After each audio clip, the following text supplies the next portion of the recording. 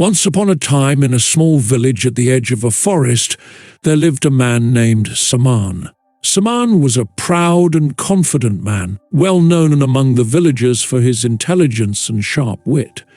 He often shows off about his knowledge and looked down on those who didn't understand the things he did. Despite his apparent wisdom, Saman was often restless. Deep inside, he felt an unease that he couldn't quite explain. Though he had everything he needed, a comfortable home, good food, and the respect of the village, something was always missing. One day, an old monk arrived in the village. The villagers were excited because this monk was known for his deep understanding of life and spirituality. Saman was eager to prove his own knowledge, decided to visit the monk. Saman thought, I can learn something new, or at least show this monk how much I already know. The next morning, Saman went to the temple where the monk was staying. The monk welcomed him with a gentle smile and offered him a seat. Saman started the conversation by asking about complex spiritual concepts and quoting from ancient texts. The monk listened quietly, nodding occasionally, but didn't interrupt. After a while, the monk looked at Saman and said, "You are very knowledgeable, young man. But tell me, who is it that possesses all this knowledge?" Saman was taken aback. He paused for a moment and then replied, "It is I, Saman, who has learned all these things. It is my mind that holds this knowledge." The monk smiled again and said, "Who is this I that you speak of? Can you show it to me?" Confused, Saman replied, "I am Saman, this body, this mind. This is who I am." The monk nodded. "I see. But if you lost your hand, would you still be Saman?" "Yes, of course," Saman replied quickly. "And if you lost your sight or your ability to hear, would you still be Saman?" The monk continued. Saman hesitated, but then answered, "Yes, I would still be me." The monk leaned forward slightly. "If you are not your hand, your sight, or your hearing, then what are you? If you are not these parts of your body, then where is this I you speak of?" Saman was silent. He had never thought about it this way before. The monk's questions left him unsettled. He had always assumed that his body and mind made up who he was, but now he wasn't so sure. Seeing Saman's confusion, the monk suggested, "Why don't you stay with me for a few days? We can explore this question together." Saman agreed, eager to find answers. Over the next few days, Saman and the monk spent a lot of time together. The monk taught him how to meditate and how to observe his thoughts and feelings without getting attached to them. Saman found this difficult at first. His mind was always busy, jumping from one thought to another.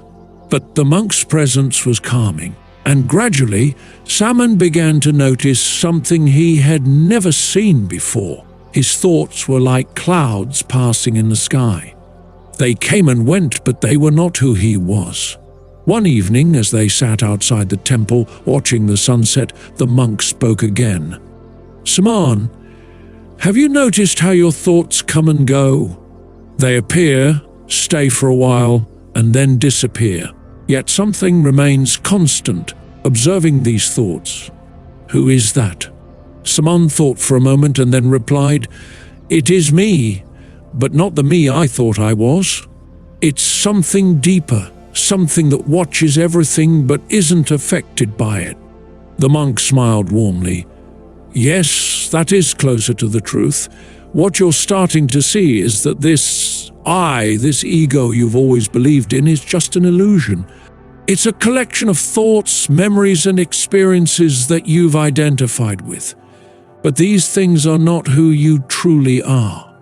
The real you is beyond all of that. It's the awareness that watches everything but is not touched by any of it." Saman felt a sense of relief, but also a bit of fear. If he wasn't this body and mind that he had always thought he was, then who was he? He shared this with the monk, who listened patiently. "Let me tell you a story," the monk said. "Once there was a man who found a beautiful mirror in the marketplace. He brought it home and hung it on his wall. Every day, he would look at himself in the mirror and admire his reflection.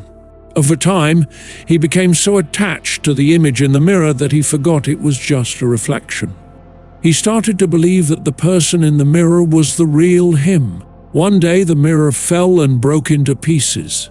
The man was devastated, not because the mirror was broken, but because he thought he had lost himself. Saman listened carefully, understanding the message. The monk continued, "Just like the man in the story, we all become attached to the image we see of ourselves, our thoughts, our bodies, our personalities. We forget that these are just reflections, not the real us. When something happens to shatter that image, we feel lost and afraid. But the truth is, the real us, the awareness behind the image, can never be broken or lost." Saman spent the next few days in deep contemplation.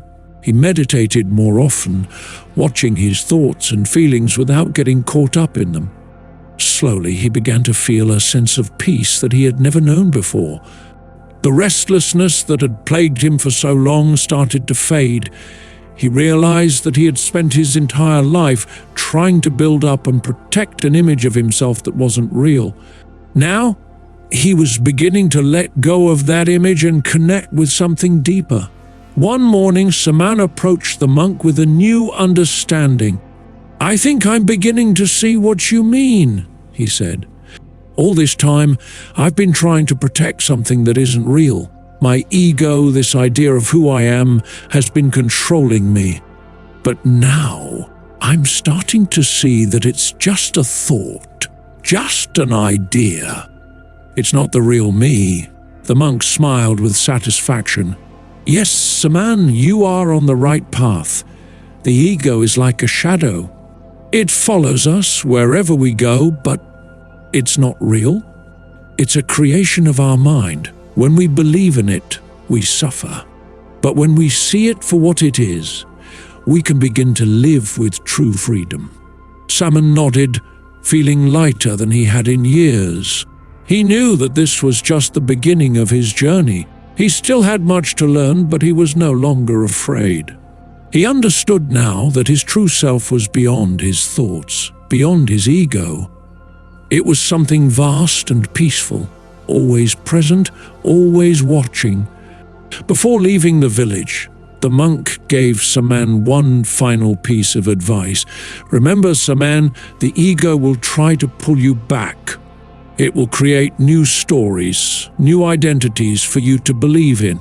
But whenever you feel lost, just return to the present moment.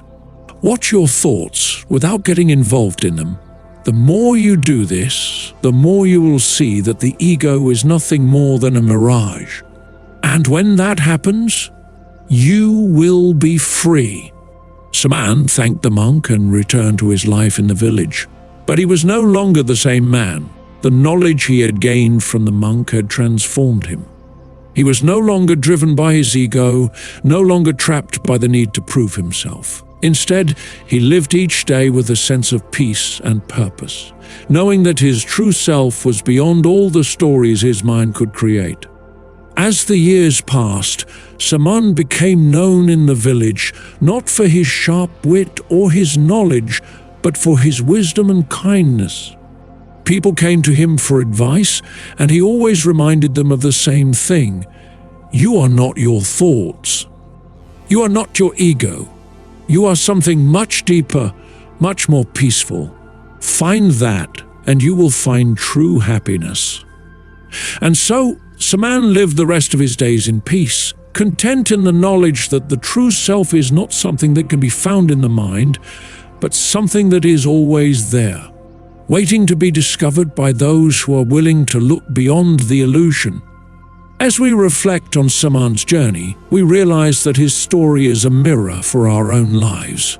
Just like Saman, we often identify with our thoughts, our successes, and our failures. We believe that these things define who we are, but in truth, they are just passing reflections like images in a mirror. The real self, the true self, lies beyond all of this, in the quiet space of awareness that observes without judgment. The concept of ego in Buddhism teaches us that the self we cling to is nothing more than an illusion. This illusion creates suffering because it separates us from the truth of our existence.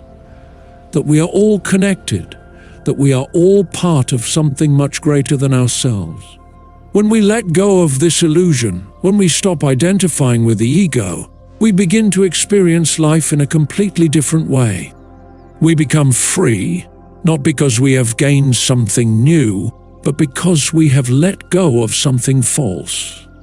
So let us all take a moment to reflect on our own lives.